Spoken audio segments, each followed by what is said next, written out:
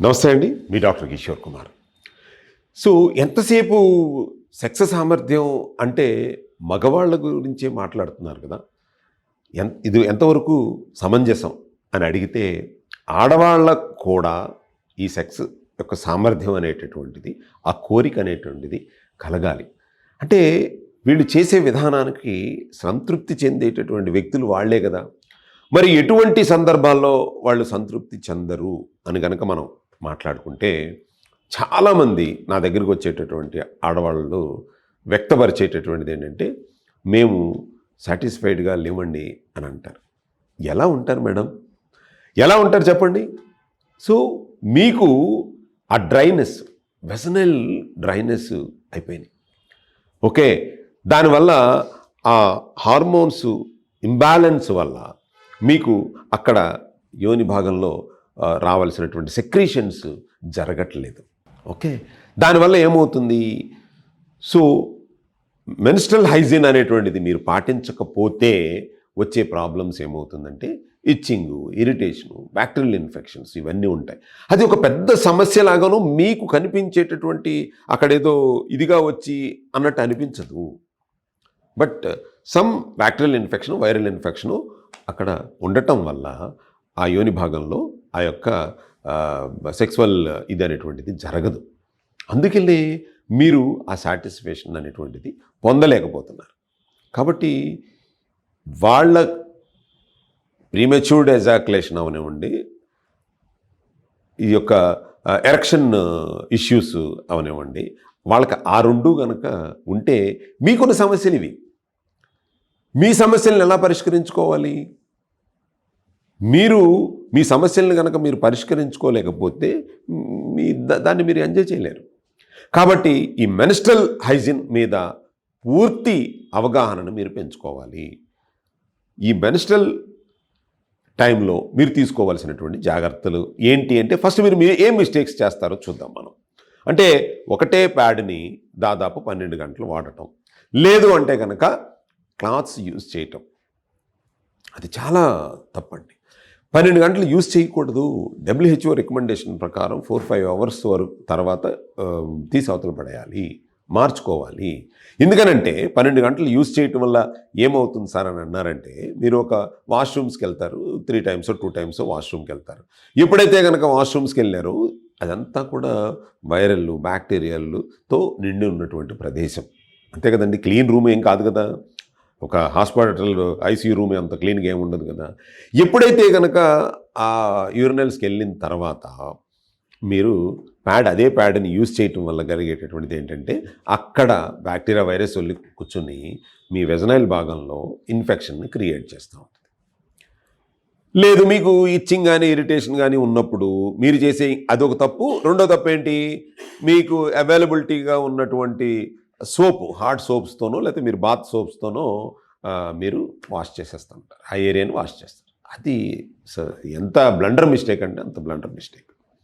So 3.4 or 3.5 to 4.5 ఉన్నటువంటి pH ఉన్నటువంటి సోప్స్ను మాత్రమే మీరు దాంతో వాష్ చేసుకోవాలి.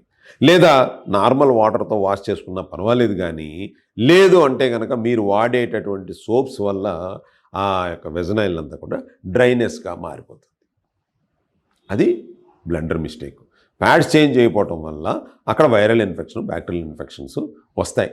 సో అక్కడ వచ్చినప్పుడు ఏమవుతుందంటే, దానివల్ల ఇన్ఫెక్షన్స్ వల్ల కూడా డ్రైనెస్ పెరిగిపోతుంది.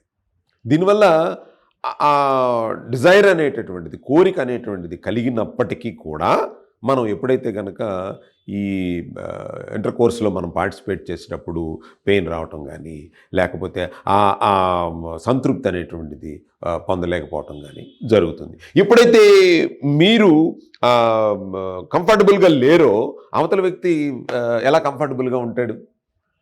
ఉండలేరు కదా. కాబట్టి మీరు తీసుకోవాల్సిన, ముఖ్యంగా ఆడవాళ్ళు తీసుకోవాల్సిన జాగ్రత్తలు ఏంటి అని అంటే, మీరు ప్యాడ్స్ని ప్రొలాంగ్ టైం వాడకూడదు. జనరల్ క్లాస్ని యూజ్ చేయటం మానేయాలి. బ్యాక్టీరియల్ వైట్ డిశ్చార్జ్ కానీ, బ్యాడ్ స్మెల్ కానీ ఇలాంటి ఏదన్నా వస్తున్నాయి అని అంటే ఇమ్మీడియట్లీగా డాక్టర్ని కన్సల్ట్ చేయండి. లేకపోతే ఇంకొక బ్రహ్మాండమైన చిట్కా ఒకటి చెప్పనండి. మీరు మెన్స్ట్రల్ హైజీన్ మీద ఇలాంటి అవగాహన పొందిన తర్వాత మార్కెట్లో మీకు ఈ కర్కుమిన్ రిలేటెడ్వి ఇంటిమేటెడ్ వాష్ అవైలబిలిటీ ఉన్నాయి. మేము కూడా చేసాం, బ్రహ్మాండమైనటువంటి ప్రోడక్ట్ చేసాం. లాస్ట్ వీడియోలో కూడా చెప్పాను.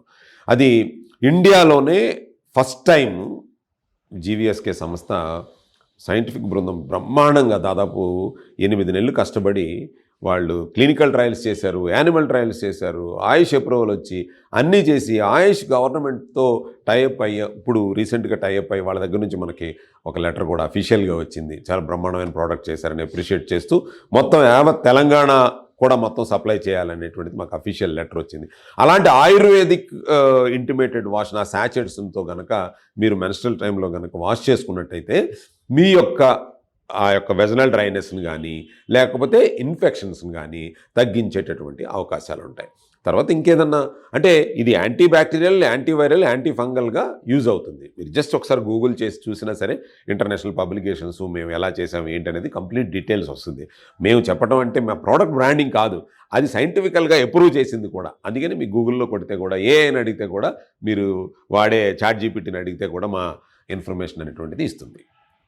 సో ముఖ్యంగా మీరు వెజనల్ హైజీన్ మీద మీరు గనక అవగాహన ఉంటే మీకు వాళ్ళని బ్లేమ్ చేయటం అనేటువంటి తగ్గుద్ది.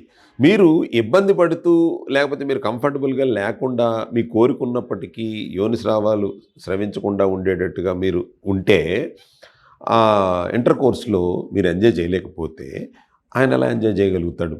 కాబట్టి మీరు వీటి మీద అవగాహన పెంచుకుని మీరు సిద్ధంగా ఉండండి. అవతల వాళ్ళని బ్లేమ్ చేయటం తగ్గించండి. సో అప్పుడు ఇద్దరు సమృద్ధిగా ఉన్నప్పుడు మాత్రమే హార్మోనల్ బ్యాలెన్స్ మీద కూడా అవగాహన అటువంటిది పెంచుకుంటేనే, ఇంటిమేటెడ్ హైజీన్ మీద అవగాహన పెంచుకుంటేనే సంతృప్తికరమైనటువంటి సుఖ జీవితాన్ని పొందగలుగుతారు. Thank you so much.